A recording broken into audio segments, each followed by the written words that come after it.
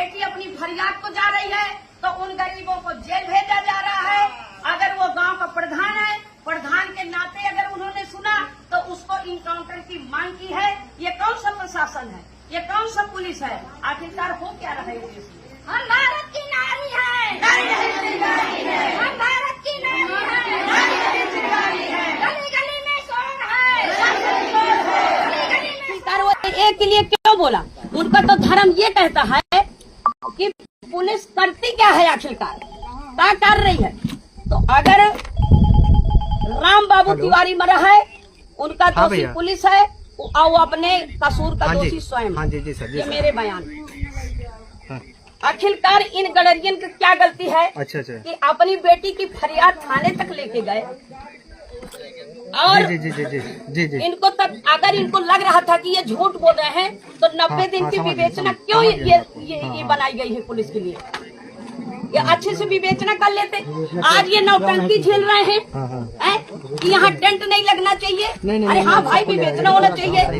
लड़की कोई कह दे भाई, एक तरफ हम बहुत लड़ाई लड़ते हैं। जब कोई लड़की आती है और झूठे केस में किसी को फंसाती, अगर हमें पता है कि वाकई में वो गलत है तो ये इनकी बात नहीं कर रही, ये न लिख देना। ये कह रही हूँ कि कोई भी केस हो तो सुप्रीम कोर्ट की रूल यही पुलिस कह देती है कि सुप्रीम कोर्ट की रूलिंग है कि लड़की के बयान पर्याप्त हैं। तो क्या ये लड़की के बयान पर्याप्त नहीं थे? ये कौन सी लड़की है, ये बताओ मुझे।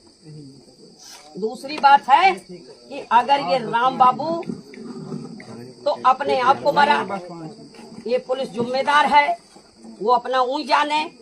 लेकिन जो लड़की के साथ अन्याय है, इसके लिए गुलाबी गैंग आर पार की लड़ाई लड़ेगा, इसमें दोहरा नहीं है। जो प्रधान के लिए इनकाउंटर के लिए बोले हैं, इसकी जांच बैठाई जाए और इसके केस वापस लिए जाए। जो पीड़ित लड़की के बाप का चाचा को भेजा है जेल, उन्हें वापस लिया जाए। उन्हें हम जनता से बड़ी अदालत नहीं होती पत्रकार जी, मैं आपसे बता रही हूँ।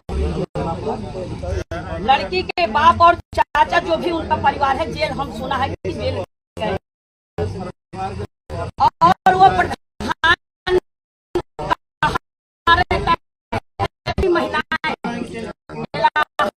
घेरने जा रहे हैं। लेकिन हम किसको घेरेंगे?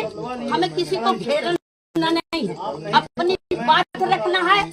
ना हमें रोड जाम करना, ना किसी का नुकसान पहुंचना। लेकिन जब तक इनके केस वापस नहीं आएंगे